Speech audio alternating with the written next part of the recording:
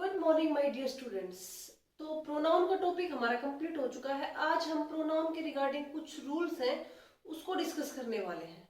तो प्रोनाउन उसका जो पहला रूल है वो क्या है, 1 2 3 एंड 2 3 1 रूल। तो सबसे पहले तो 1 2 3 का मतलब 1 का मतलब फर्स्ट पर्सन, 2 का मतलब सेकंड पर्सन एंड 3 का मतलब थर्ड पर्सन। तो 1 2 3 और 2 3 1 रूल क्या कहता है कि जब भी कोई ऐसा सेंटेंस हो जिसके अंदर ये सारे के सारे pronoun first second third person के जो भी प्रोनाउन है सारे यूज हो रखे हो और उस सेंटेंस के अंदर क्या आ रही हो, एक पॉजिटिव सेंस आ रही हो, तो वहां हमारा रूल क्या लगेगा, 2 3 1 रूल। यानी किसी का अच्छा करना है, पहले तुम्हारा अच्छा कर लो, फिर उनका अच्छा कर लो, फिर मैं मेरा अच्छा कर लूं। ठीक है। जैसे you he and I shall study for exam, कि तुमको उसको और मुझे क्या करना चाहिए, एग्जाम के लिए पढ़ना चाहिए। तो ये हमारा देखो, आप इसमें देखोगे यू ही आई, यू क्या है, सेकंड पर्सन है, ही थर्ड पर्सन है और आई क्या है, फर्स्ट पर्सन। तो पहले जो यूज हुआ है वो सेकंड पर्सन, फिर थर्ड पर्सन और फिर फर्स्ट पर्सन। ऐसे ही हो सकता है कोई सेंटेंस ऐसा हो जिसके अंदर ये तीनों के तीनों पर्सन यूज ना हो रखे हो। तो अगर दो यूज हो रखे तो 2 3 आएगा, और अगर पहले वाले दो यूज हो रखे तो, अगर बाद वाले दो यूज हो रखे तो 3 1 रूल हमारा ये आएगा। जैसे अगले सेंटेंस देखेंगे, he and I have finished our work. तो पहले ही का यूज हुआ है, ही के बाद आई, फर्स्ट पर्सन यानी 3 1। तीन में से अगर सीरीज हमारी टूटती है तो 3 1 बनेगा या 2 3 बनेगा। अब 1 2 3 रूल, 1 2 3 रूल क्या कहता है, अगर कोई सेंटेंस ऐसा है जिसके अंदर क्या है, नेगेटिविटी है, किसी बुरी बात के होने का हमें एहसास हो रहा है, तो वहां पे हमारा रूल लगेगा 1 2 3। यानी कुछ गलती हो गई है तो कहीं भाई पहले मैंने गलती की है, हम एक्सेप्ट कर रहे हैं, फिर उसके बाद सामने वाला है वो कह रहा है कि मैंने भी कर लिया एक्सेप्ट, और फिर हम दोनों के अलावा जो थर्ड पर्सन है वो भी एक्सेप्ट उसको कर लेता। जैसे I you and he have made a blunder, blunder हो गया है कुछ, ठीक है, तो इसका मतलब कुछ नेगेटिविटी सेंस निकल के आ रही है वहां पे। तो यहाँ पे क्या होगा, पहले फर्स्ट पर्सन, फिर सेकंड पर्सन और फिर थर्ड पर्सन। वैसे ही हो सकता है कोई सेंटेंस ऐसा हो जिसके अंदर तीनों पर्सन यूज नहीं हो रखे हो, तो वहां पे पेयर हमारे बनेंगे या तो 1 और 2 के या 2 और 3 के। ठीक है। नेक्स्ट रूल है, कुछ सेंटेंस ऐसे हो जहां पे आपको ये शब्द देखने को मिले, वर्ड देखने को, जैसे let, like, between, but, except, preposition, तो इनके बाद हमेशा ऑब्जेक्टिव केस का प्रयोग होगा। देखो दो तरह के केस होते हैं, ऑब्जेक्टिव केस और नॉमिनेटिव केस। नॉमिनेटिव का मतलब सब्जेक्ट और ऑब्जेक्ट का मतलब जो भी सब्जेक्ट, जिस भी पर्सन को हम एज ए सब्जेक्ट यूज कर रहे हैं उसका जो ऑब्जेक्टिव के ऑब्जेक्ट है वही क्या हो जाएगा, हमारा ऑब्जेक्टिव केस हो जाएगा। जैसे let me do this work, तो लेट का ये जो वर्ड है, लेट, यहां से देखो आप लेट आया और लेट के बाद आई नहीं आएगा यहाँ पे, क्योंकि let I do this work ये ऐसा नहीं होगा।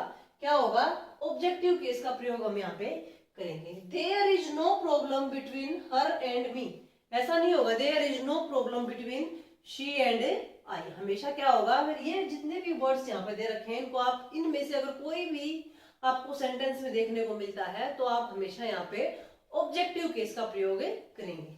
अगला रूल है कि जब भी किसी दो नॉमिनेटिव केस के अंदर कंपैरिजन हो रहा होता है, कंपैरिजन करेंगे तो हम क्या देखने को मिलेगा, हमें या तो एज के साथ कंपैरिजन करेंगे या देन के साथ ही कंपैरिजन करेंगे। तो ये जो एज और देन जो कंपैरेटिव वर्ड्स हैं इनके बाद भी हमेशा क्या आएगा, नॉमिनेटिव केस ही आएगा। ऐसा नहीं, देखो सेंटेंस से पता चलेगा आपको, he is as fast as I, तो ही और आई के बीच में क्या हो रहा है, कंपैरिजन हो रहा है, दोनों क्या है, नॉमिनेटिव केस हैं।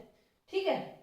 और एज से हम क्या कर रहे हैं, कंपैरिजन कर रहे हैं। तो एज के बाद जो यहाँ पे जो ये आई यूज हुआ है, ये इस आई फर्स्ट पर्सन का नॉमिनेटिव केस है। यहाँ पे ऐसा नहीं आएगा he is as fast as me, क्योंकि ग्रामर में क्या होते हैं, रूल होते हैं बेटा।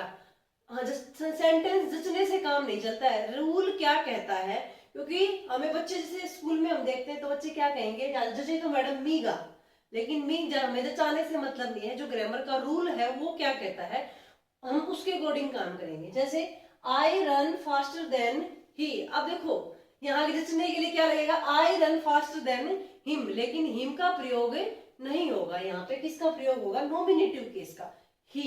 ठीक है। और अगर दो ऑब्जेक्ट्स के बीच में कंपैरिजन हो तो एज और देन के बाद जो वर्ड हमने कंपैरिजन के लिए यूज किए हैं उसके बाद भी क्या आएगा, ऑब्जेक्टिव केस ही आएगा प्रोनाउन का, ठीक है। अगला रूल है हमारा, इट का यूज अगर कर रहे हैं हम एज ए सब्जेक्ट, किसी भी सेंटेंस के अंदर इट यूज हो रहा है एज ए सब्जेक्ट, उसके बाद बी की कोई फॉर्म आई है, बी की फॉर्म बोले तो इज, एम, आर, वाज, वर, ये क्या होती है हमारी बी की फॉर्म होती है। तो उसके बाद हमेशा क्या आएगा, जो भी प्रोनाउन यूज हो रहा है उसका नॉमिनेटिव केस आएगा। जैसे it is I who am to blame, कि भाई इट इज आई, यहाँ पे मी नहीं आएगा, हर नहीं आएगा, हिम नहीं आएगा, यहाँ पे हमेशा नॉमिनेटिव केस का प्रयोग होगा। अब क्या है, इट का यूज हम कहाँ कहाँ पे कर सकते हैं, किसी भी एनिमल के लिए, नॉन लिविंग थिंग्स के लिए, कंट्री के लिए, किसी भी इन्फेंट्स के लिए, तो क्या कर सकते हैं हम इसका इट का यूज कर सकते हैं। जैसे America is a developed country, it is A super power. America एक कंट्री का नाम है और कंट्री के लिए इट का यूज हुआ है। अगर यहाँ पे कोई भी दो कंट्री होते तो हमारी जो इज की जगह आर हो जाता और इट नहीं रहता, it is a they are super power, है ना, क्योंकि यहाँ पे भी दो हो गए तो इसका क्या लेना, मोर देन वन प्लूरल में आ जाता है, तो यहाँ पे भी इट का क्या होता है, प्लूरल केस है, उसको हमें प्रयोग करते हैं। अब आता है पॉजेसिव प्रोनाउन। पॉजेसिव प्रोनाउन हमने पढ़ा था, वहां भी हमने डिस्कस की थी ये चीज, लेकिन डिटेल्ड में नहीं था वहां पे, कि पॉजेसिव प्रोनाउन का प्रयोग कभी भी नाउन से पहले नहीं होगा। जैसे ours school was closed for 2 days, अभी हमारे 2 दिन की छुट्टियां हुई हैं, तो अवर्स, अवर्स क्या है, एक पॉजेसिव प्रोनाउन है।